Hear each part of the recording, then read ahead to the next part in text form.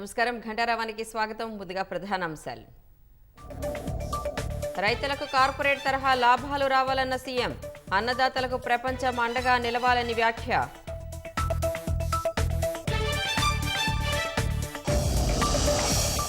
Yadadri thermal విద్యుత్ కేంద్రంపై రాష్ట్ర విజిలెన్స్ దృష్టి. 2 రోజుల క్రితం ప్లాంట్లోని పలు కీలక పత్రాలు స్వాధీనం.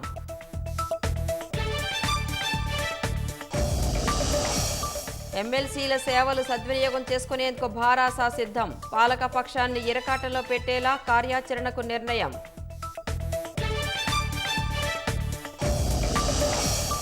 తొలిసారి బయటకు అయోధ్య రాములోరి విగ్రహ ఫోటోలు. నేడు కొనసాగనున్న ప్రాణప్రతిష్ఠ క్రతువులు.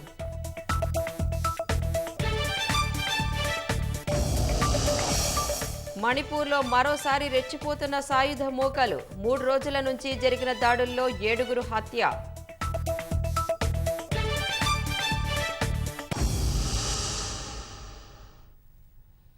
అన్నదాతలకు ప్రపంచం అండగా నిలవాల్సిన అవసరం ఉందని, వ్యవసాయాన్ని లాభసాటిగా మార్చే విధానాలు అవసరమని ముఖ్యమంత్రి రేవంత్ రెడ్డి ఉద్ఘాటించారు.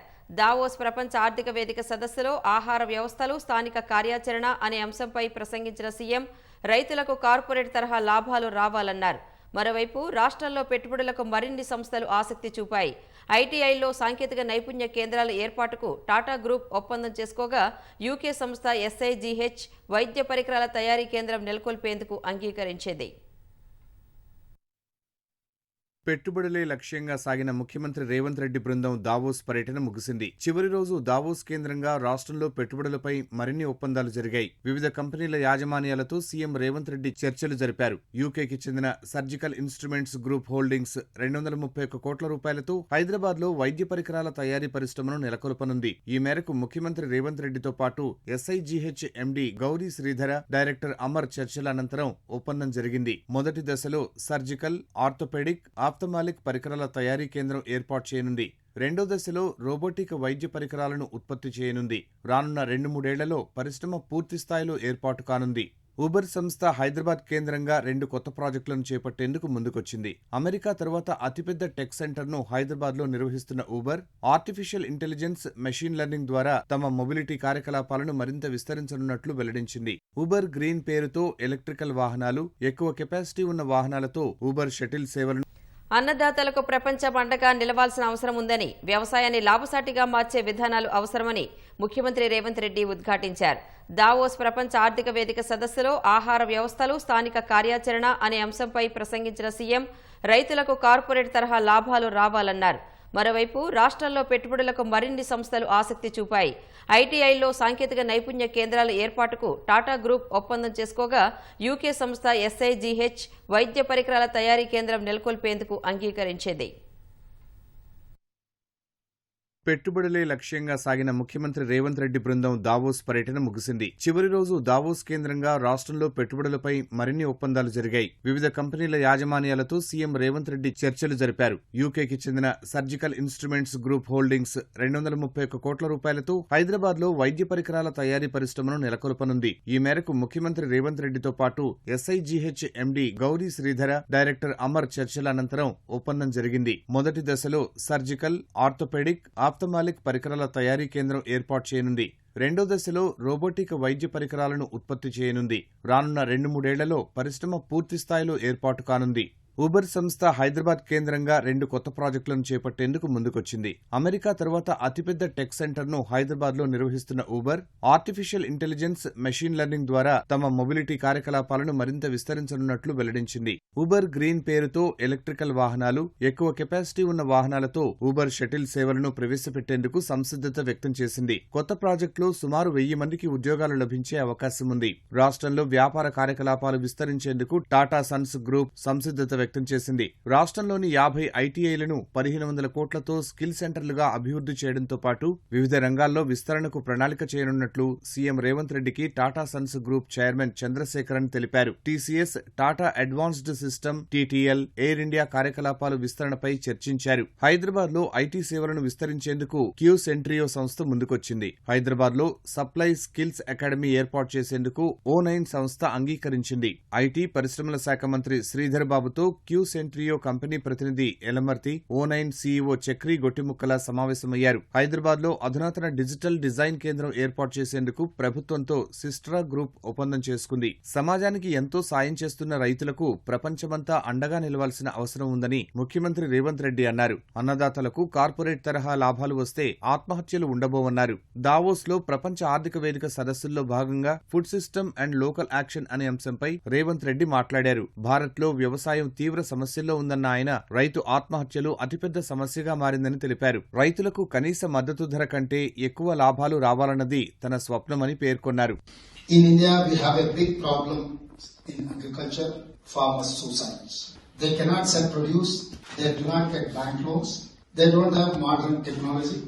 Further, Congress party started a policy of minimum support price for farmers. We give direct money for farmers as investment. Its name is Rait Bharosa.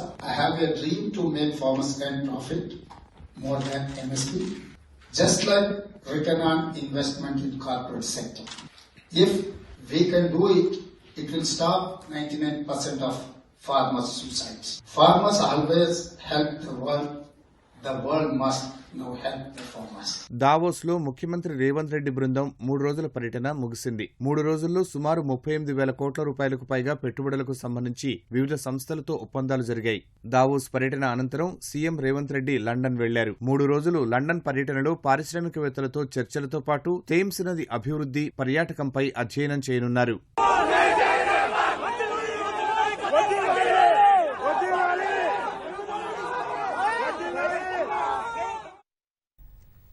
Nalgonda జిల్లా దామరచెర్ల మండలం వీర్లపాలెం వద్ద నిర్మిస్తున్న Yadadri super critical ultra thermal విద్యుత్ కేంద్రంపై రాష్ట్ర విజిలెన్స్ బృందం దృష్టి సారించింది.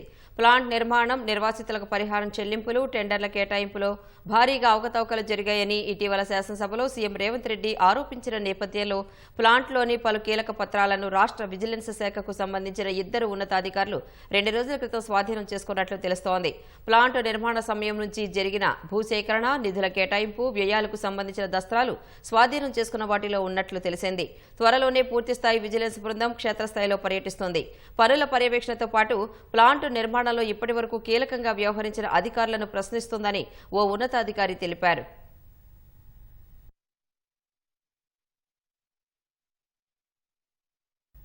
పెద్దల సభలో ఉన్న పార్టీ సభ్యులను అన్ని రకాలుగా పూర్తి స్థాయిలో సద్వినియోగం చేసుకునేందుకు భారత రాష్ట్ర సమితి సిద్ధమైంది. త్వరలో జరగనున్న లోక్సభ ఎన్నికల్లో వారి సేవలను వినియోగించుకునేందుకు ఏర్పాట్లు చేస్తోంది. పూర్తి మెజార్టీ ఉన్న తరుణంలో మండలిలో పాలక పక్షాన్ని వీలైనంత ఎక్కువగా ఇరకాటంలోకి నెట్టేలా కార్యాచరణ అమలు చేయనుంది. రాష్ట్రంలో అధికారాన్ని కోల్పోయిన భారత రాష్ట్ర సమితికి శాసన మండలిలో పూర్తి మెజారిటీ ఉంది. సభలో మొత్తం 40 మంది సభ్యులకు గాను భారాస సభ్యులు ఏకంగా 28 మంది ఉన్నారు. ఈ తరుణంలో ఎమ్మెల్సీల్ని పూర్తి స్థాయిలో సద్వినియోగం చేసుకోవడం ద్వారా అన్ని రకాలుగా పార్టీని బలోపేతం చేసుకోవచ్చని, ఇదే సమయంలో పాలకపక్షాన్ని ఇరకాటంలోకి నెట్టొచ్చని పార్టీ నాయకత్వం భావిస్తోంది. ప్రత్యేకించి త్వరలో జరగనున్న లోక్సభ ఎన్నికల కోసం శాసన మండలి సభ్యుల్ని పూర్తి స్థాయిలో వినియోగించుకోవడం ద్వారా ప్రయోజనం ఉంటుందనేది పార్టీ ఆలోచన. అందులో భాగంగా ఎమ్మెల్సీలతో పార్టీ కార్యనిర్వాహక అధ్యక్షుడు కేటీఆర్ సమావేశమయ్యారు. ఇన్నాళ్ల పాటు ఎమ్మెల్యేలు కేంద్రంగా పార్టీ కార్యకలాపాలు జరిగాయని, అలా చేయడం సరికాదని ఇటీవలి ఎన్నికల్లో తేల్చాయని కేటీఆర్ పేర్కొన్నారు. ఇక నుంచి పార్టీలోని అన్ని స్థాయిల వారిని కలుపుకొని వెళ్లేలా కార్యక్రమాలు ఉంటాయన్నారు.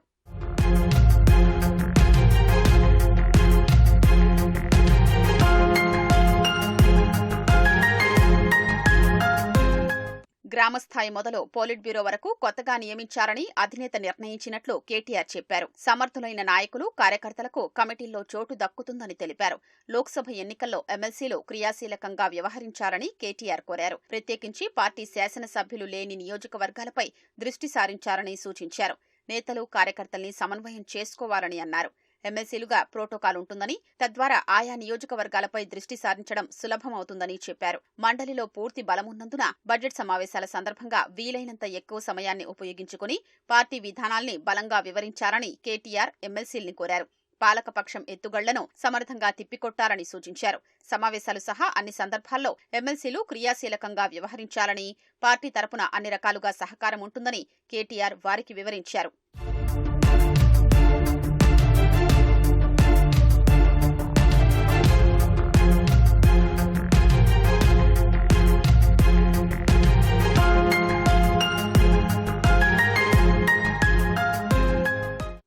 అసెంబ్లీలో భారత రాష్ట్ర సమితి పక్ష నేతకు ప్రతిపక్ష హోదా దక్కనుంది. ఆ నేత ఎంపిక ప్రక్రియను గురువారం పూర్తి చేయాలని మొదట భావించినా ఆ తర్వాత వాయిదా వేశారు. త్వరలోనే పార్టీ ఎమ్మెల్సీలతో అధినేత కేసీఆర్ సమావేశమవుతారని, ఆ సమయంలోనే మండలి పక్షనేత సహా ఇతర ఎంపికలు ఉంటాయని కేటీఆర్ ఈ సందర్భంగా వెల్లడించారు. లోక్సభ నియోజకవర్గాల వారీగా లేదా జిల్లాల వారీగా ఎమ్మెల్సీల్ని సమన్వయకర్తలుగా నియమించే అవకాశం ఉంది. అయితే సమన్వయకర్తలుగా నియమించి కేవలం నామమాత్రంగా ఉంచితే ఫలితం ఉండదని కొందరు ఎమ్మెల్సీలు కేటీఆర్ దృష్టికి తీసుకెళ్లారు. అటు కాంగ్రెస్ పార్టీలోకి వెళ్లిన మహబూబ్ నగర్ స్థానిక సంస్థల ఎమ్మెల్సీ కూచుకుళ్ల దామోదర్ రెడ్డిపై పార్టీ ఫిరాయింపుల కింద అనర్హత వేటు వేయాలని కోరుతూ చైర్మన్ ముందు పిటిషన్ దాఖలు చేయాలని సమావేశం అభిప్రాయపడింది. హద్దులు మార్చి చీటిరావం పేరు మీద కూడా దానికి ట్రాన్స్ఫర్ చేయడం జరిగింది. ఆ నేరం రుజువైనందువల్ల నిన్న వాళ్ళ ఇద్దరిని అరెస్ట్ చేసి మేము రిమాండ్ పంపించడం జరిగింది.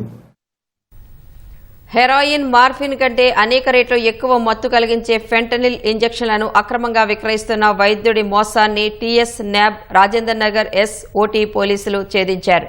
రోగులకు శస్త్రచికిత్సల సందర్భంగా మత్తు కోసం ఇచ్చే ఈ ఇంజెక్షన్లను డ్రగ్స్ కు బానిసైన వారికి విక్రయిస్తున్నట్లు గుర్తించారు. హైదరాబాద్లోని ఆసిఫ్ నగర్ కు చెందిన డాక్టర్ హసన్ ముస్తఫా ఖాన్ స్థానికంగా ఓ ఆసుపత్రిలో మత్తు వైద్యునిగా పనిచేస్తున్నారు. ఆసుపత్రి అనుబంధ మందుల దుకాణం నుంచి ఫెంటనిల్ ఇంజెక్షన్లను తరచూ తీసుకువెడుతున్నారు. దీనిపై సమాచారం అందడంతో TS NAB director Sandeep Sandilya ఆదేశాలతో ప్రత్యేక బృందం వైద్యుడి ఇంటిపై నిఘా ఉంచింది. వైద్యుడి నివాసానికి రోజు ఓ సరుకు రవాణా యాప్ సిబ్బంది వచ్చి ఒక పార్సిల్ తీసుకుని రాజేంద్ర నగర్ పరిధిలో ఒకరికి ఇస్తున్నట్లు గుర్తించారు. హసన్ కువైట్ వెళ్లగా ఆయన భార్య లుబ్నా నజీబ్ ఖాన్ ఈ ఇంజెక్షన్లను ఆ యాప్ ద్వారా రాజేంద్ర నగర్ కు చేరవేస్తున్నారు. పోలీసులు బుధవారం సాయంత్రం రాజేంద్ర నగర్ లో మాటు వేసి ఇంజెక్షన్లను కొనుగోలు చేస్తున్న వ్యక్తిని అదుపులోకి తీసుకున్నారు. అనంతరం హసన్ నివాసంలో తనిఖీలు చేసి 53 ఫెంటనిల్ వయల్స్ ను స్వాధీనం చేసుకున్నారు. లుబ్నాను అరెస్టు చేసినట్లు సందీప్ శాండిల్యా గురువారం వెల్లడించారు. కువైట్లో ఉన్న హసన్ పై లుకౌట్ నోటీసుల జారీకి సన్నాహాలు చేస్తున్నట్లు తెలిపారు. 60కు దొరికే ఫెంటనిల్ ఇంజెక్షన్లను 4,300 రూపాయలకు విక్రయిస్తున్నట్లు వెల్లడించారు. డ్రగ్స్, గంజాయి, ఇతర మత్తు పదార్థాల రవాణా, విక్రయం, వినియోగంపై సమాచారం తెలిస్తే టోల్ ఫ్రీ నెంబర్కు తెలపాలని శాండిల్యా కోరారు.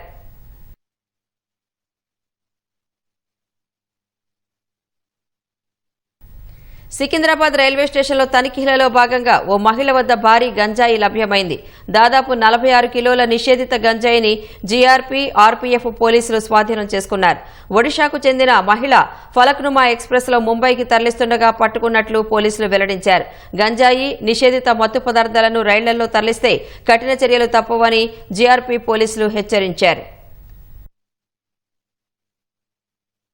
16 ఏళ్ల కంటే తక్కువ వయసు వారి నుంచి ప్రవేశాలు తీసుకోవద్దని కేంద్ర విద్యాశాఖ కోచింగ్ సెంటర్లను ఆదేశించింది. సెకండరీ స్కూల్ పరీక్ష ఉత్తీర్ణులైన తర్వాత మాత్రమే కోచింగ్ ఇచ్చేందుకు చేర్చుకోవాలని మార్గదర్శకాలు జారీ చేసింది. విద్యార్థులను తప్పుదోవ పట్టించే ప్రకటనలు, ర్యాంక్ గ్యారంటీ, మంచి మార్కులు వంటి హామీలు ఇవ్వరాదని సూచించింది.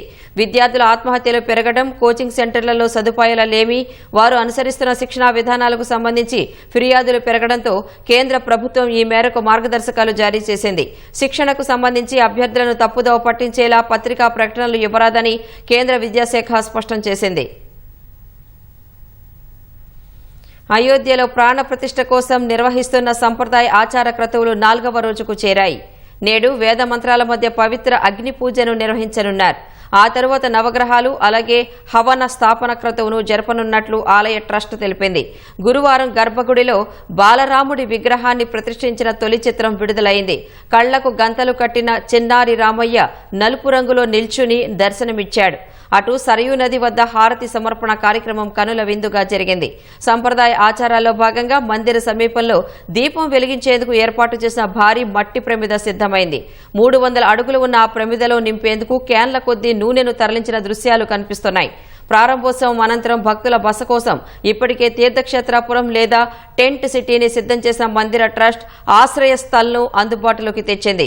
భక్తులకు అవసరమైన అన్ని వసతులు ఇక్కడ సిద్ధం చేశారు. అటు ఇప్పటికే భద్రతా వలయంలోకి చేరుకున్న అయోధ్యలో తుది దశ ఏర్పాట్లు జరుగుతున్నాయి. రహదారులపై ఎక్కడికక్కడ టైర్ కిల్లర్ స్పీడ్ బ్రేకర్లను ఏర్పాటు చేస్తున్నారు. అయోధ్యలో ప్రతిష్టాత్మకంగా జరగనున్న రామ విగ్రహ ప్రాణ ప్రతిష్ఠ కార్యక్రమాన్ని రైల్వే ప్రయాణికులు ప్రత్యక్ష ప్రసారం ద్వారా వీక్షించేందుకు అధికారులు ఏర్పాట్లు చేస్తున్నారు. ప్రత్యక్ష ప్రసారాల కోసం దేశవ్యాప్తంగా ఉన్న రైల్వే స్టేషన్లలో సుమారు 9,000 తెరలను అధికారులు సిద్ధం చేస్తున్నారు. జనవరి 22న జరిగే ప్రాణ ప్రతిష్ఠ కార్యక్రమం దూరదర్శన్ ద్వారా ప్రత్యక్ష ప్రసారం చేయనున్నారు. యూట్యూబ్ లింక్ ద్వారా మిగిలిన వార్తా సంస్థలు ఈ ప్రసారాలను పొందవచ్చని అధికారులు తెలిపారు. శ్రీరామనవమికి భద్రాచలంలో జరిగే సీతారాముల కళ్యాణ మహోత్సవానికి ముహూర్తం ఖరారైంది. ఏప్రిల్ 17న స్వామివారి కళ్యాణాన్ని నిర్వహించేందుకు అర్చకులు ముహూర్తాన్ని నిశ్చయించారు. ఏప్రిల్ 9 నుంచి 23 వరకు శ్రీరామనవమి వసంతపక్ష ప్రయుక్త బ్రహ్మోత్సవాలు జరుగుతాయని తెలిపారు. ఈ ఉత్సవాలలో భాగంగా ఏప్రిల్ 16న ఎదుర్కోలు మహోత్సవం, 17న సీతారాముల కళ్యాణం జరుగుతుందని చెప్పారు. ఏప్రిల్ 18న మహా పట్టాభిషేకం వేడుకలు జరుగుతాయని అర్చకులు తెలిపారు. ఏప్రిల్ 9 నుంచి జరిగే బ్రహ్మోత్సవాల్లో భాగంగా ప్రతిరోజు ప్రత్యేక పూజలు ఉంటాయని అర్చకులు తెలిపారు. మణిపూర్లో సాయుధ మూకలు మరోసారి రెచ్చిపోయాయి. బిష్ణుపూర్ జిల్లాలో వ్యవసాయ పనులు చేసుకుంటున్న 4 వ్యక్తులను తుపాకులతో దారుణంగా కాల్చి చంపారు. మృతి చెందిన వారిలో తండ్రి, కొడుకులు కూడా ఉన్నట్లు పోలీసులు తెలిపారు. స్థానికంగా ఉన్న ఓ కొండ ప్రాంతం నుంచి వచ్చిన 5-6 దుండగులు వ్యవసాయ కూలీలను బంధించి పాయింట్ బ్లాంక్ రేంజ్లో కాల్చినట్లు వెల్లడించారు. అనంతరం అక్కడి నుంచి తిరిగి అడవుల్లోకి పారిపోయారని చెప్పారు. మరో ఘటనలో కంగ్ పోక్సీ జిల్లాలో సాయుధ మూకలు జరిపిన కాల్పుల్లో ఓ గ్రామ వాలంటీర్ కూడా మరణించినట్లు పోలీసులు తెలిపారు. బుధవారం నుంచి ఇప్పటి వరకే మణిపూర్లో జరిగిన వేర్వేరు ఘటనల్లో 2 పోలీస్ కమాండోలతో సహా మొత్తం 7 హత్యకు గురయ్యారు. మోరే జిల్లాలో 2 పోలీసులను హత్య చేసిన ఘటనలో మయన్మార్ మిలిటెంట్ల హస్తం ఉన్నట్లు అధికారులు అనుమానం వ్యక్తం చేస్తున్నారు. రాష్ట్రంలోని ప్రభుత్వ పాఠశాలలో విద్యా కమిటీ ఎన్నికలు ఈ నెల 29న జరగనున్నాయి. ఈ ఎన్నికకు సంబంధించి ఈ నెల 20న నోటీసు విడుదల కానుండగా 29న ఎన్నికలు నిర్వహించి అదే రోజున ఎన్నికైన సభ్యులను ప్రకటించనున్నారు. ఈ మేరకు 1 నుంచి 8వ తరగతి వరకు ఉన్న అన్ని ప్రభుత్వ, ఎయిడెడ్ పాఠశాలల ప్రధాన ఉపాధ్యాయులకు ఆదేశాలు జారీ చేయాలని అన్ని జిల్లాల డీఈఓలు, విద్యాశాఖ అధికారులను ఆదేశించింది. 2 ఏళ్ల కాల పరిమితికి ఈ ఎన్నిక జరుగుతుందని పేర్కొంది. స్థానిక కార్పొరేటర్, అంగన్వాడీ టీచర్, ఏఎన్ఎం, మహిళా సభ్యుల అధ్యక్షులు, ఎక్స్ అఫీషియో మెంబర్లు ఉండనున్నారు. రాష్ట్ర ఉన్నత విద్యామండలి చైర్మన్గా ఆచార్య లింబాద్రి కొనసాగనున్నారు. లింబాద్రి సహా గత ప్రభుత్వంలో జరిగిన నియామకాలను రద్దు చేస్తూ గత నెల 10న ప్రభుత్వం ఉత్తర్వులు జారీ చేసింది. ఉన్నత విద్యామండలి chairman Limbadri, vice chairman Venkataramana నియామకాల రద్దుకు సంబంధించిన జీవోలను ఉపసంహరిస్తూ సీఎస్ శాంతికుమారి ఉత్తర్వులు జారీ చేశారు. త్వరలో జరగాల్సిన ఎంసెట్ సహా ప్రవేశ పరీక్షల నిర్వహణలో లింబాద్రి అనుభవాన్ని పరిగణలోకి తీసుకుని ప్రభుత్వం ఉత్తర్వులు జారీ చేసింది. గతేడాది వానాకాలానికి సంబంధించి కస్టమ్ మిల్లింగ్ రైస్ ను ఈ నెలాఖరులోగా మిల్లర్ల నుంచి పూర్తి స్థాయిలో సేకరించాలని పౌర సరఫరాల శాఖ కమిషనర్ డిఎస్ చౌహాన్ ఆదేశించారు. కస్టమ్ మిల్లింగ్ రైస్, డిఫాల్ట్ మిల్టర్ల నుంచి పెనాల్టీలు, పీడీఎస్ బియ్యం నాణ్యత, పాత గన్నీ సంచుల సేకరణ, వినియోగం తదితర అంశాలపై హైదరాబాద్లో ఆయన అధికారులతో భేటీ అయ్యారు. 13 రోజుల్లో అధికారులంతా సమన్వయంతో సాగి మిల్లర్ల నుంచి బియ్యం సేకరించి ఎఫ్సీఐకి అప్పగించాలని చెప్పారు. గతంలో మాదిరిగా రైస్ మిల్లర్లు వ్యవహరిస్తామంటే ఎట్టి పరిస్థితుల్లో కుదరదని చౌహాన్ స్పష్టం చేశారు. డిఫాల్ట్ అయిన మిల్లర్లపై కఠిన చర్యలు తప్పవని హెచ్చరించారు. ప్రజా పంపిణీ ద్వారా అందించే బియ్యం నాణ్యత మెరుగు కావాలని అధికారులకు ఆయన సూచించారు. వరంగల్ జాతీయ సాంకేతిక విద్యా సంస్థ నిట్లో ఇవాళ్టి నుంచి టెక్నోజియాన్ వేడుకలు జరగనున్నాయి. 3 రోజుల పాటు జరిగే ఈ వేడుకల్లో వివిధ కళాశాలలు, పాఠశాలల నుంచి 3,000 మందికి పైగా విద్యార్థులు పాల్గొనున్నారు. సాంకేతిక పరిజ్ఞానం సామాన్యునికి సైతం ఉపయోగపడేందుకే ప్రతి సంవత్సరం ఈ కార్యక్రమం నిర్వహిస్తున్నామని నిట్ డైరెక్టర్ విద్యాధర్ సబూది తెలిపారు.